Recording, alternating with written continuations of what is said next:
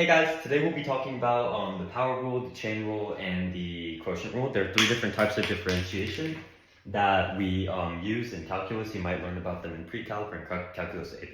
So the first one is the power rule. Okay, so basically what the power rule states is that the derivative of some x to the n, where x is a variable and n is a constant, is just equal to n times x to the n minus 1. Alright, so here in this example, we have x cubed, and what we're doing is we're taking the derivative of that using the power rule. So what we're going to do is we're going to have the 3 move to the front, as you can see here, that's the 3 in the front, and then the x stays the same, but then the exponent goes from 3 to 3 minus 1, which is equal to 2.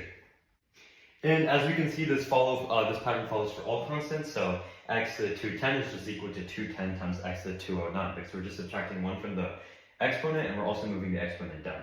Alright, so now we're going to be talking about the quotient rule. What the quotient rule states is that, well, this long thing. It's a little bit complicated at first, but I have a mnemonic to help you understand it. So low d high refers to this first part up here. Basically, you're taking what's on the bottom, that's g of x, times the d high, which is just the derivative of f of x, which that's the thing on the top. And then you're going minus high d low, which is the thing that's on the top, f of x, times g prime of x, all divided by, square the bottom is g of x, divided by g of x squared. And now we're going to work that out with an example. So we have x cubed divided by e to the x, and we're going to take the derivative of that. We're going to start off with low, which is going to be e to the x, d high, which is according to our power rule, that's 3x squared,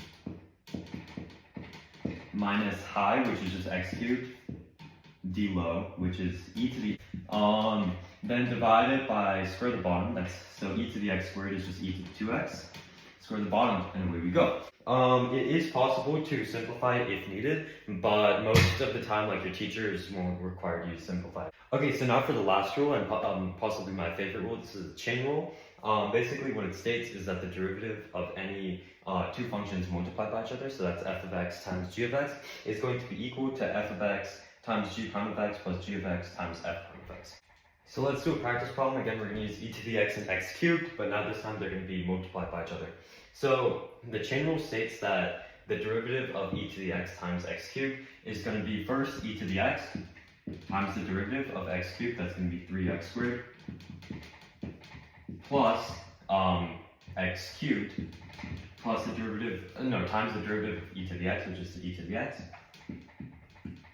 And this is the final derivative. Obviously, you can factor out the e to the x. In this case, I'm choosing not to simplify.